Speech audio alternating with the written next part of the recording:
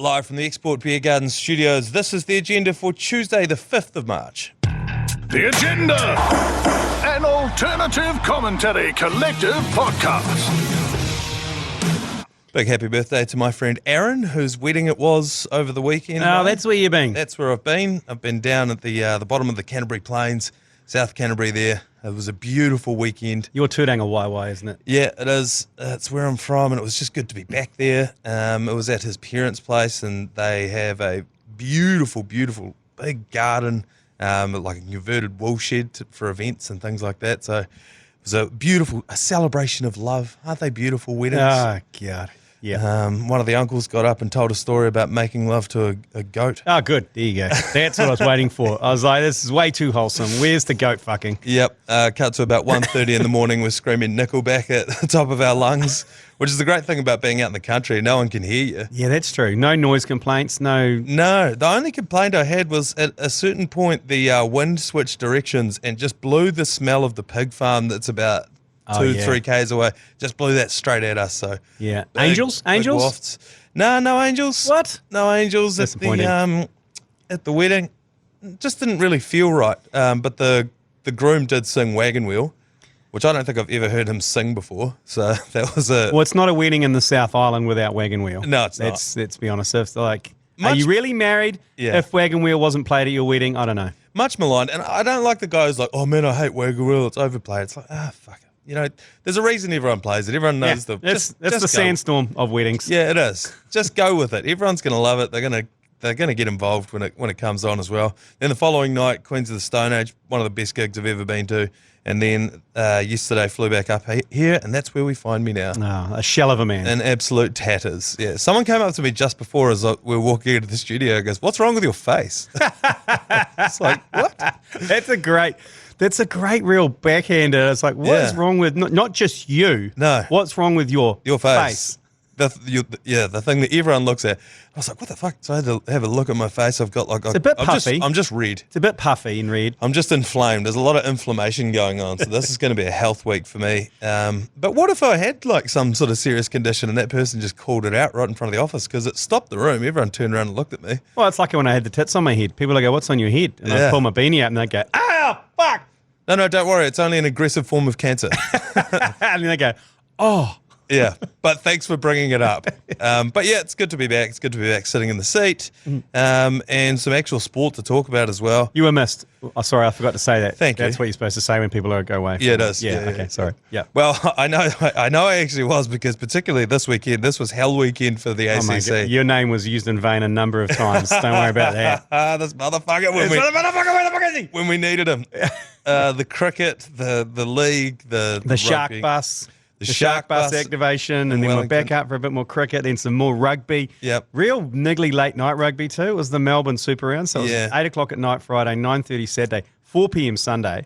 I got to say, and I know you said yesterday like you love these opening rounds of Super Rugby, and I have too. The product itself, like the games have been good, but the Super Round thing, they have taken like Magic Round, which obviously works in the NRL, and they've taken just kind of the lamest parts about it and tried to make it into a thing. Because the NRL's like, we'll do it in Brisbane because there's Caxton Street, you can piss up the whole time, then go there, you watch all the games, it's awesome.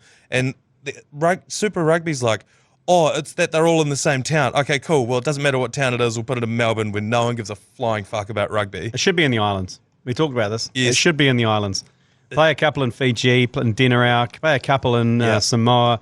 Okay, mate, chuck one in Tonga. Rarotonga. Yeah, do that. Like, do where you're actually going to get people who'll be fizzing at the bunghole. Yes. Rather than going somewhere where they're like, meh. Yeah, and they're like, oh, but then it's going to convert the people there. No, it's not. They won't even notice. They weren't even there. How can you convert them when they weren't there? They don't even watch the NRL in Melbourne. So how are they going to watch? How do you expect them to watch Super Rugby? They needed to put it on. They needed to put Super Rugby as a curtain raiser to an AFL game. That's the move. Yeah. Or play it at halftime. Yeah. Some sort of like, hey, here's a freebie for you. Yeah. As a way of being like, please watch our game. Yeah. And more importantly, gamble on it, which is what they did. What Peter V'landys was trying to do with the old. Yeah.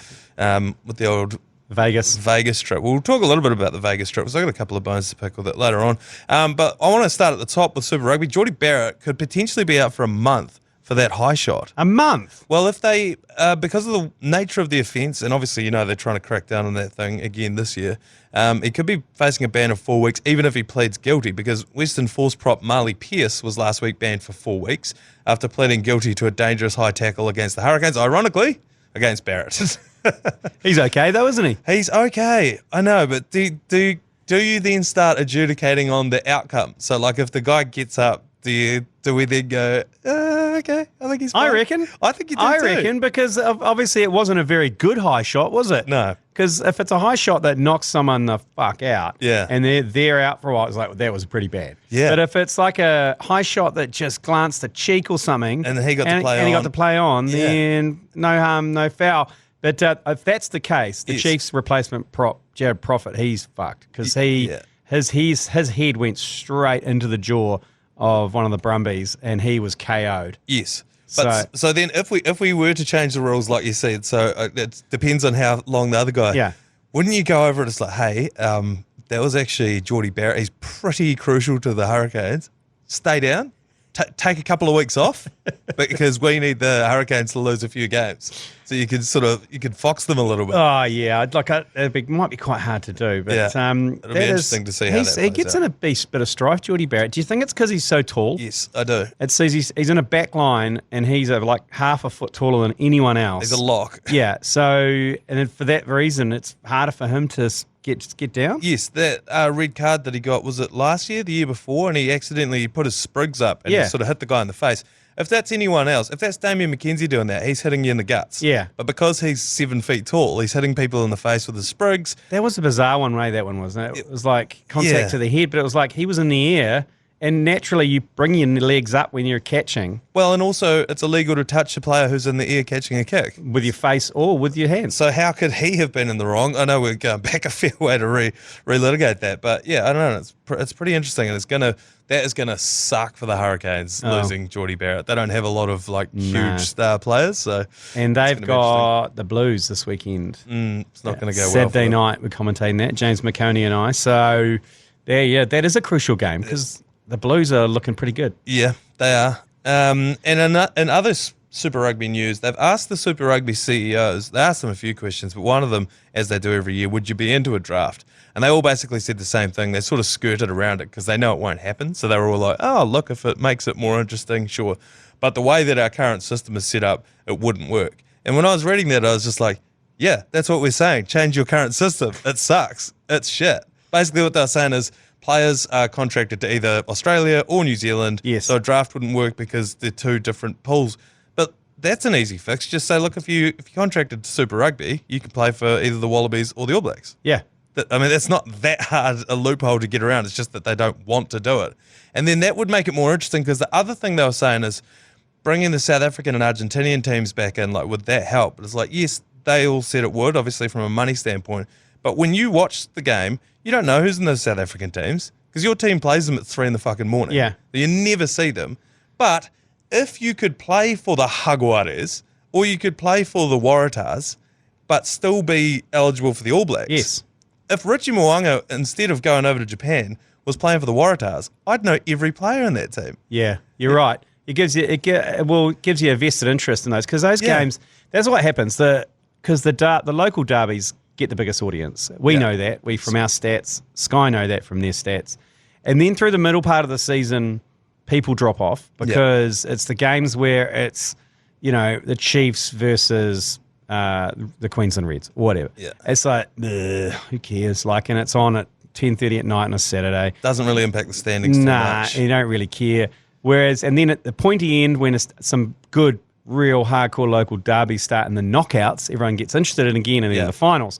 So I agree. If Richie Mo'unga or Folau Fakatava goes over and plays for the Jaguares, that'd be great. Imagine go live in Buenos Aires for 6 months and play for the Jaguares. 100%. Yeah. Yeah, well, last year for Folau Fakatava, he would have been perfect for that. He's sort of sitting on the bench behind Aaron Smith, obviously getting a tremendous apprenticeship, but he could have been over there starting for them.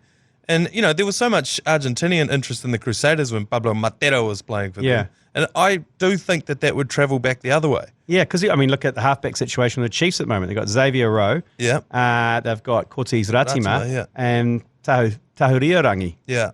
He's played for the All Blacks. Yes. Triple T. Yeah. So you've got 3. I mean, he's probably gagging for some time. Send him over to Juarez. Yeah, absolutely. And then also, like, anyone who's played rugby against their mate, you know that there's like a little extra feeling in it. Yeah. And so when these guys see each other, you know, plying their trade around the world and they come together, you know, it'll just give it another storyline.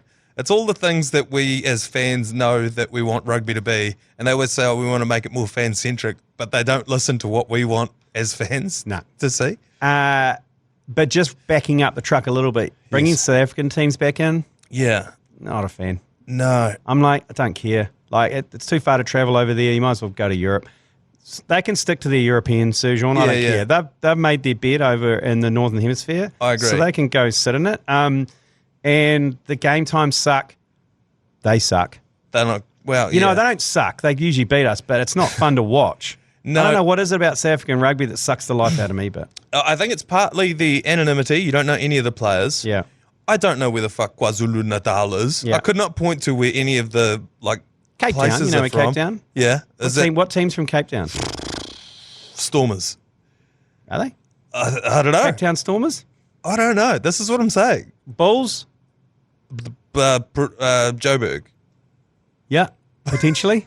See, I don't know. Okay, I'm asking these questions without the answers. Yeah, earnestly. It's like, I just genuinely don't know. Like, not since Francois Steyn was kicking 70-metre drop goals have I given a shit about The Natal Sharks. the Natal Sharks. Yeah. Yes, they're not around though, are they? Where's Natal, though? Yeah, I don't know.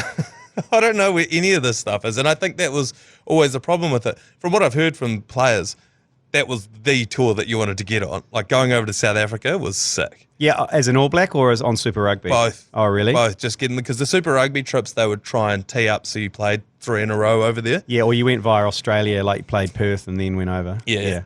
And apparently they were just excellent. Like, I mean, aside from the fact that there were a lot of the time where you couldn't leave your hotel for fear of getting carjacked on the way through Joburg or something like that. That's right, actually. I've heard a few stories of the flight over to South Africa and back. Yeah. A few nude chief locks walking down through business class. Yes. Yeah. That kind of, it's a long bloody flight. But yeah, like you say, I don't know if that is what, and because they keep thinking, this is what's going to make rugby more popular in these, you know, South Africa, Argentina and stuff. I was like, I don't think that's actually how it works. What's going to make it popular is the rule changes I've made this year. Yeah. Afternoon footy.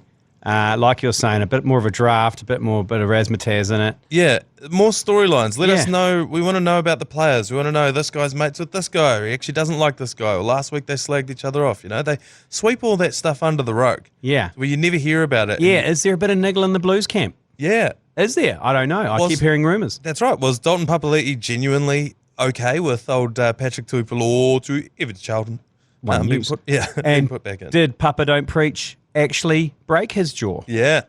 In that game. See, these are the issues. These are the storylines. And this is what we as fans actually want, you know? Yeah, well, that's why the NRL's great. Yeah. The NRL has scandal after scandal and makes the fans love them even more. They lean into it too. Yeah. They don't shy away from when they do dumb shit. Yeah. So we'll get into a little bit of that later on as well. We're going to talk a bit of athletics too. Time for a quick break and we'll be right back to do just that.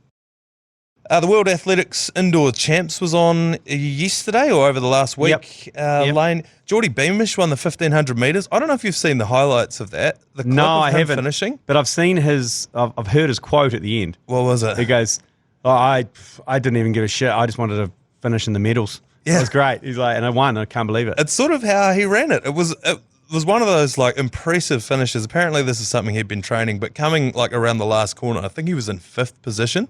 And he's just like, fuck it, I'm going for it. Yeah. And he just went out way wide and just gassed everyone and won it. It was like one of the wildest finishes to a race that you'll ever see. It was one of those ones where if you had money on it, you would have had a heart attack as he's doing it. Not a lot of gambling on athletics, is there? I haven't yet. seen. Yeah. Okay. Well, not. But it would say that's probably the thing that they're missing because people don't really sit down and watch athletics, do they? No. Olympics. Olympic finals, I would. I feel like cycling is the next big thing to get into gambling because it's easy to understand. You're just biking around in a circle. It's like horses. Yeah, it's basically it's horses. And you could do it every day. Like, why isn't there a cycling league down in that Invercargill velodrome? They just go round and round every day. Every Saturday they go. Every Saturday they're going. They do like 12 races, and they have to handicap them as well. So like the dude who keeps winning, he's got to carry some weight on the back of his bike, or we change his tires out, or he's on a mountain bike, a wet track. Get to put the hose on it. Yeah, so I feel like that'd be a real easy access for the old gambling market. Man, Hamish Kerr smashed the national record, the New Zealand national record as well, the world indoor high jump. He won gold. And Tom Walsh was sort of asked about this, like, this is awesome. We won, I think, 4 medals. There was those two. Eliza McCartney got a silver. I'm missing one. But Tom Walsh did say that there are a few athletes that weren't there. Yes. So that's not necessarily going to translate straight into the Olympics. Also, indoor, obviously it's shortened. Like, I've seen the running track is only 60 metres, the sprint track. Yeah, there's a few different things like and the inside track is, what, a couple of 100 metres as opposed to the 400 metres? Couldn't tell you, but yeah. What's the difference? But like, I'm sure there is athletic stadiums that have full-size ones that have roofs. It must be around the world somewhere. Surely in the Middle East, if they're going to ever host it, they'll have to have one with a full roof. Yeah, well, the Super Bowl one had a roof on it. Yeah. So I guess is the indoor, like you're saying, there's just no atmospheric inhibitors? I guess you don't have to deal with wind, so it's probably easier to set records, because I think that's why they have indoor records. Is because, like, if you throw in a javelin, it's going to be dead still. You're not throwing it into the wind or anything. I don't think they have those. They don't have the hammer and the jav for the indoor, because otherwise then you end up killing people in the crowd. That's a fair point. That's a fair fucking You end up point. shish kebabbing a couple of kids in the crowd with a javelin. Yeah, you're in Spark Arena and some bloke walks in there with a javelin. You're in deep shit. That's a fair point. Look, I'm not the right person to tell you what the difference is, but what I do want to ask you is, we were talking about this in the office this morning, if you could enter an everyday event, so I'm not saying a different sport that's not already in the Olympics, I'm saying just like a day-to-day thing that you do, that everyone does, and you enter it into the Olympics to give yourself the best chance of getting a medal. As Joe Jury backs himself as a good bin putter-outer. Oh, what is involved in putting bins out, though? No, well, what's involved is knowing exactly what day it is. Because, let's say your day is Friday, ours is Friday. It's rubbish every Friday, but it's recycling every second Friday. Yes. And if there's been a public holiday, then that pushes the Friday back to the Saturday. Also food waste. Also food scraps, if you have a green waste bin. Yeah. There's all these different things. He thinks he's a bin savant, does he? He's a bin savant because he won't get sucked in when the neighbour puts their bins out on the wrong day. You know how often someone will put their bins out? And everyone will do it. The whole street puts their bins Steve out. put his bin out. Yeah. He's the bin savant. And then he goes, no, I'm not. I'm a bin retard. Yeah. I'm a big bin retard. and then everyone follows the BR and not the BS. So he's the rain man of putting bins out. For me, I am gifted at making the most comfortable bed you've ever slept in. It doesn't look neat like the hotel beds do. That's not that kind of, but they're also not comfortable beds to sleep in. You're tucked into within an inch of your life. I make a great little nest for people to sleep in. Right. Okay. Yeah, I'm in charge of making the bed at home. I'm just trying to think. Are you a dishwasher stacker? No, I'm going to have to say school lunches. Oh yes. And I'm not just talking if they're edible or not. Yeah. I'm just talking straight speed.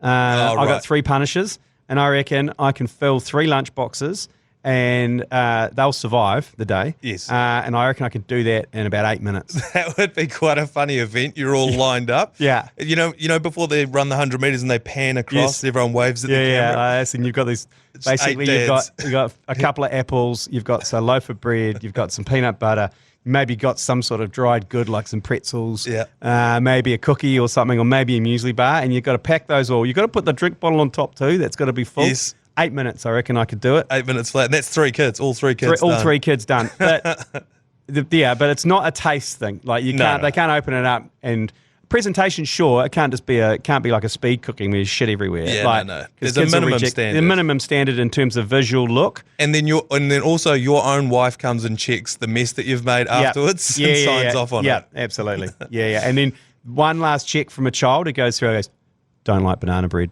Yeah. Like, fuck. Yeah, I reckon. Yeah, that's quite a good one. Let us know on the old talkback function on the iHeartRadio app. What do you reckon? What would you enter? Because I know that there's some Road rage? That'd be quite good. I reckon there's some New Zealanders who would do very well in road rage. So what they just do, when they do the walking race and they end up doing like a lap of the stadium and then they walk into the stadium. Yes. So maybe the road race one would just be you do laps of the stadium in your cars. Yeah. And then every now and then you just hop out and throw bones. Yeah, someone pulls. You don't know when someone's going to do something you perceive as impolite. Yeah. Like indicate and move in front of you slowly, and you've got to stop and then get out and go full rage. Just have it out. It would look like, that cycling race where they all bike around real slow and then all of a sudden they sprint off. Yeah. It'd be like that. That'd be quite good. In the basketball lane, you previewed it yesterday. We came agonisingly close. The Breakers season has ended in agonising fashion. They were 3 points down with about 5 seconds left to go. They got the ball in the right man's hands. PJC, Parker Jackson Cartwright, shot a buzzer beater that could not have gone any closer to going in. It literally went halfway down the hoop, spun around, and then popped back out again. It was agonising. And that is the end of not only the Breakers season for 2024, it's also the end of Thomas Abercrombie. Not quite the way that he would have liked to go out, but, I mean, when you look at the injury history that the Breakers had this season, it's miraculous that they got as far as they did. Yeah, they're always in the conversation. That's what I like about the Breakers. Yeah. They're a completely different team this year than they did last year. Yeah. That team that made the finals. All of that, they limped into the finish line. Will McDowell-White was injured. I think Isaiah Liafa might have been injured as well. And obviously Anthony Lamb did his Achilles, who was like leading the league in rebounds and scoring. Yeah. When he did his Achilles. So when the sniper got him. When the snipers got him. So hey, good just news. wasn't meant to be. The good news there, though, there is always a silver lining. I put some of the ACC TAB fund on the result being within 5 points. Oh, yeah. Paying $270. I mean, I thought that was... $270 is... So that we've collected that. So the pot's back up to close to 500 because Adam Pomana got the rugby league. Joey Manu to score anytime try scorer. So we're back up to 500 after giving away $2,000 over the weekend. We're on a heater. And just remind you, we don't give you bonus bets. We give you cash into your TAB account. It's proper cash. And we basically, if we get to 1,000, we split it by 10. But over the weekend with the cricket, we had such a barnstorm. We won $2,000. So, yeah, you're rooting for us. Yeah, that's right. And you can withdraw that if you want. Yeah. Cowardly, but... yeah, only cowards do that. Play it how you will, but... Admittedly, I've done that a couple of times just to prove to my life partner that I'm making money. Yeah. So I'll put it into the joint account. She go, what's this? Yeah. What's this 350? Oh, I just had a good one on the G's. Yeah. And she go, really? Yeah. Don't worry about it. Yeah, don't worry. It's just little. You buy yourself something pretty. Yeah, don't spend it all in one place, eh? Yeah, I'm quite good at that as well. At the Super Bowl, I hit a 6-league multi that paid about $250. I was like, withdraw it straight away. We're going to Danny Dillon's. And that. I love it. Treat yourself. Yeah. 100%. Oh, you've got to. The NRL in Vegas, I know you poured over it a little bit yesterday, but I just wanted to address the propaganda of the NRL was in full swing. It was an hour-long lead up to that first game, and it wasn't a sellout, although it is an enormous stadium, so it's always going to look a little bit messy. But the whole thing was like, Reece Walsh, the biggest star the game's ever seen. Peter V'landys has done more for rugby league than... the Pope's done for Catholicism. Like, it was such a, like... Was it Goebbels-esque? Yeah, it was. It really was. It was a bit, it was like they were really sniffing their own farts. And I know the whole point of it was an advertisement of the game to Las Vegas, who... To Americans. I got to be honest, it seemed like it was entirely Australians in the crowd. Oh, yeah. Aussies and Kiwis. There was a few Brits came over for it as well. I saw that. Because I got direct flights over from the UK as well. But it's about the same length. It's almost halfway. Because if you were in Las Vegas and you're in America, you're not going to go to the NRL game. Like, you're going to go watch the Tigers. You're going to go see Katy Perry or whoever does her.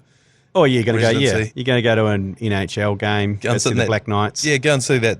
Sit in that dome thing. Watch U2 play. Yeah. There's a lot going on, and you sit there. You're right. You weigh up the options. Should we see U2, Celine Dion, whatever other residencies have got on there? Yes.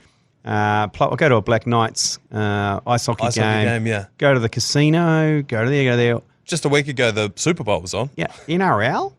Is that like the NRA? Is there guns? Oh, it's rugby? Oh, yeah, I've heard of rugby. And it's like, it's the equivalent of you as a Kiwi being over there and they're playing hurling or like Gaelic football or something. And you're like, oh, okay. Probably not tonight, but, you know. And it'd be funny if there's a few that went, I'll give this a go. And they turn out and there's just dingoes and Kiwis on the rinse everywhere. They're like, Jesus Christ. Yeah. This is out of control. I can imagine, I didn't see the build-up, but I can imagine it was like the first Las Vegas Formula One. They had an hour build-up, like them doing tours of Vegas in helicopters. They were walking, talking down the strip. They were on top of a skyscraper looking down the strip. There was this just untold, Danica Patrick in the casinos, another helicopter ride. Like, it was an insane amount of Las Vegas promo. It was a little less of that, I think, because Formula One obviously has a way bigger budget than the NRL does. I think the NRL did their ass just putting that event on. Yeah. But like they had Fletch and Hindy out there recreating the touchdown that won the Super Bowl. That's a bit weird. Which was pretty low rent. And at one point they crossed to Mick Ennis, who was like standing in the end goal to like analyze the size of the field. And he was literally standing in the back of the shot as they threw to him. So it's like we're throwing to him and he's just literally 5 meters behind them. So it was a little bit weird. It was a little kitsch. It was very sort of Aussies in America, like is what it looked like. I did see JT kick a sideline conversion as RM Williams, though. Yeah, that was always good. That's a great one. I love when they do that because they always arse up. One of them slips over. RMs are not designed for kicking conversions. But yeah, I just thought it was very propaganda-y, you know? It was like, and I know that's what they were over there to do. That's what it was, though. I know. There was 100% a big gag to try and get some gambling money on the NRL. Yes, and that's the crucial part. It's the gambling money. They don't really care if people watch it or not. Spencer Leniu is probably the biggest story that's come out of this. He's accused of calling Ezra Mam a monkey. Yeah. He denied it, and he even said to the post-match interviewer he's not worried about it at all. He's like, nah, I don't care about this. He's almost doubling down on like his basic defense is it all stays on the field. It's like that works like between the boys. Yeah. But this is now a thing that's going to affect teams' bottom dollars, so it's no longer just going to stay on the field. His cousins leapt to his defence, posting on his own Instagram story, "The whole tribe is crying now," and followed that up with 2 monkey emojis. I don't think you've helped your cousin very much there. Oh, my God. That's like, it's so rugby league. It's like, cuz. Right. Cuz, just. We didn't need this. We didn't need this right now. So that one is going to blow up. I expect we're going to hear something about that in the next couple of days. I love the protective family member. Obviously, we've got Courtney Enor, yes, sister of, and now it's very protective of the family. And, you know, I wouldn't put past her to jump on and do something like that in terms of standing up and defending her brother. From time to time, if I ever get hold of her phone, I'll comment on the Crusaders' latest post and just be like, "Go Brayden, woo! Such a big fan, love you." It kills her. I've been accosted by members of the Enor family for even mentioning them, and I'm actually worried that it's going to happen again now. Yeah, you're done. Yeah. Heard you talking about my son on your bloody podcast the other day. Well, he went on Champagne Rugby and revealed quite a lot about the shower room setup at the Crusaders. Oh, is that right? Yeah. I'll have to go and listen to that one. God, it's good having all these sports back again. I didn't think I was quite ready for them, but I am. Yeah, I am. I'm ready to kick cricket to touch, that's for sure. Yeah, for sure. And just finally on the rugby league, a couple of stories have come out this week around why Wayne Bennett didn't get the job for the Kiwis coach. And apparently the story is that the interviews with him went horribly. Now, they haven't said what that means, but what do you think that means? I know. This is exactly what we talked about, because I guarantee the people interviewing Wayne Bennett said, what are your aspirations? Where do you want to be in 5 years' time? Like, they would have had a script to go through that all punishing kind of human resources people go through. Yeah. And he would have gone, the fuck do you want me to say? I'm Wayne Bennett. I'm Wayne Bennett. I'm going to come over there and I'm going to make the Kiwis win. I'm going to smash Australians. He goes, no, but what values do you hold best? Do you translate your values like on the field to your life? And he'd go, the fuck are you talking about? And I'd go, okay. Tell us about a time where you overcame an obstacle in your career. This interview. Yeah. It's like, you know when we won the Rugby League World Cup in 2008? I was the assistant coach. Yeah, and then you shouldn't have to say that. Next one, is there an example of when there was some conflict that you had to resolve and how you resolved it? It'd be like, I smacked him in the head. He would have been. I reckon he would have been so incensed that they've asked him about anything that he would even have to interview, you know? Yeah, that's, I guarantee, didn't interview well. Yeah. Transcript, please. Yeah, 100%. Did you tailor the questions to him, or did you just, like you said, they would have had their little HR playbook? Yeah. You have to ask him this. You have to ask him that. You have to make sure that you don't have any unconscious bias yourself as an interviewer, so there needs to be a third party in the room who knows nothing about this guy. It just would have been a full PR, HR shit show. I guarantee if you didn't know Wayne Bennett. So they got, HR have got, hey, can we get Louise? Yeah. You know anything about rugby league? No. Can you just come and sit on this interview? And she'd have just gone, what the fuck was that? Yeah. She would freak out. Yes, because a rugby league coach does not translate into a corporate office. Correct, a 72-year-old rugby league coach. What are your aspirations? He would have just been like, look, do you guys want me or not? Like, there's no, I don't need to explain to you what I've done for rugby league. Didn't interview well. Yeah. Did he not interview well, or did they not interview well? Yeah, that's a very, very good point. Yeah. Time for one more quick break, and we will be back. God, I'm out of touch. We will be back with Yours Please. Yours Please. Brought to you by Leader, home of the lasagna topper. My computer almost crashed when I checked these this morning because I clicked on the the main ACC feed that people send them in when the commentary's on. So many to send through. Yeah. And I know not all of them can be broadcast on the commentaries quite often, just because there's so many coming through. We don't have a chance to check them. But a couple did come through on the one for the agenda as well. And so, listener, Yours Please. Yeah, Fat Dick Paddy here, coming off the back fence for Di, since he didn't do one this week. Oh, thanks, NRL. Thanks for giving us a Anzac Day test this year. But you've given us the Titans. Oh, for fuck's sakes. That's like going to your mate's place for drinks, and he gives you an export ultra, and you invite him around and give him Lion Brown. The Titans. Oh, piss off the NRL. Where's the Storm at? Jesus.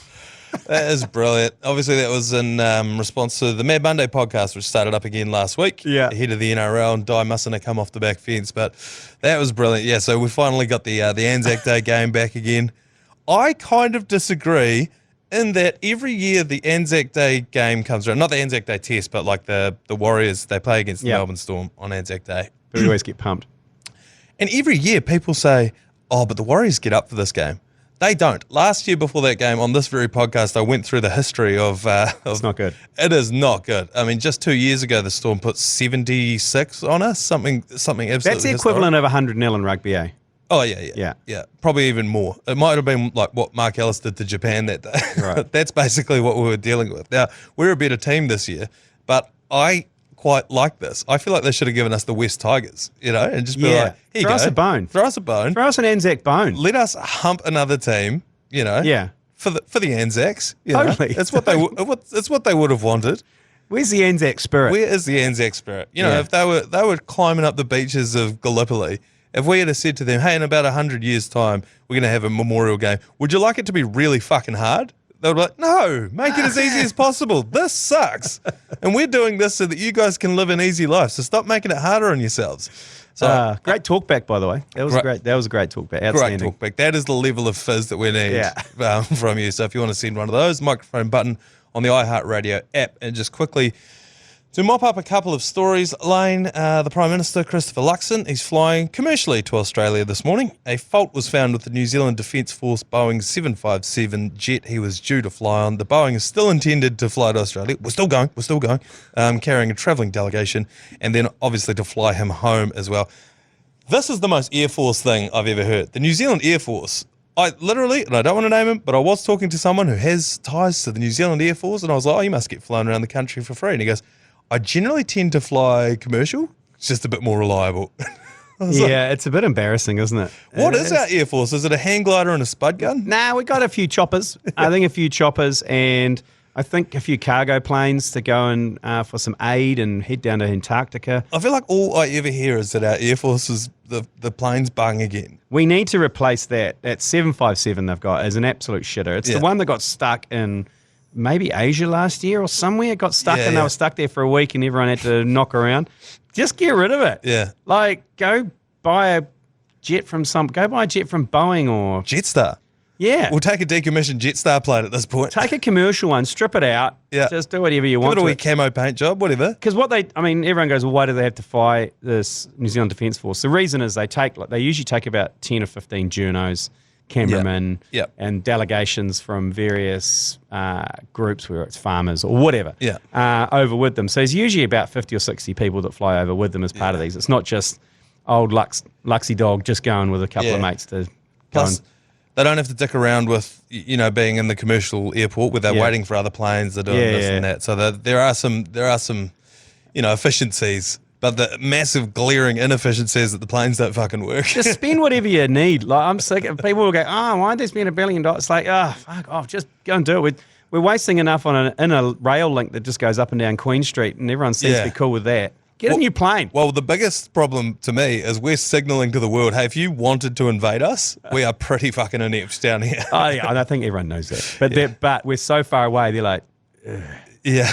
And also, if we were rich in minerals, like up in the North Sea around Norway and Scandinavia, there's a lot of gas and oil up there. Yeah. If we had that amount, I'd say people would be sniffing around going, what's going on down there? Yeah. But we don't. They look down there and goes, you've got heaps of fat, flightless birds. Yes. They play rugby. It's quite a ways away. Bit of fresh water, but probably not enough for your country. Yeah, they got a bit of gas off the coast, but they've even stopped drilling for it. Yeah. Actually, you've just changed my mind on fracking Southland, because for the longest time, my economic plan for New Zealand was just frack the shit out of Southland. I'm a big fracker fan. Yeah, because who cares about Southland? But then I'm like, well, what if we accidentally stumble upon like an amount of oil that piques Joe Biden's interest? Oh, yeah. And then all of a sudden everyone's interested. But at the moment, there's a lot in the cons column, not in the pros for invasion. So I doubt it. So it's a long way away. That's why we go, should we get some planes? Fuck that. You know what? Don't worry about it. And just one other issue. I know that roadworks, they're in the political sphere getting bandied about at the moment. And I know it's something that annoys you as well. But today, a road worker has taken issue with his boss over a perceived lack of work ethic and decided to throw down. The bizarre incident unfolded in the Dunedin suburb of Mornington on Tuesday, which I think is where Matt Heath is from. And the Mornington Tavern, it will be close by this, I guarantee, but carry on. Just after 12 a.m, so this is midnight we're talking about here. Yeah, the Mornington Tavern's definitely involved. Police were called as a vehicle was spotted stopped in the middle of the road with two men physically fighting inside.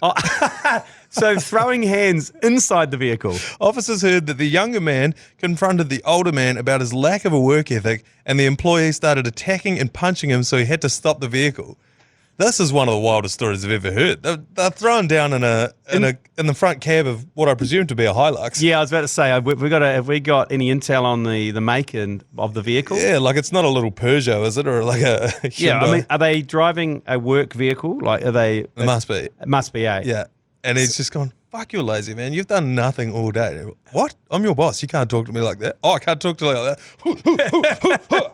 And then it's just on. And then, apparently they called the cops, ran out, flagged them down. These two dudes are just tussling. Neither of them wanted to lay a formal complaint afterwards. So whatever it was, they obviously hashed it out. There's a mixture of Mornington Tavern and Glass Barbecue, I think, involved in this incident. Yeah, shades of that going on. But just good to see road workers finally actually doing something, to be fair. And interesting that they're self-aware enough to know that each other doesn't have a work ethic. It must have been like, I watched you stand there and lean on your shovel all day while I was down there digging that bloody hole.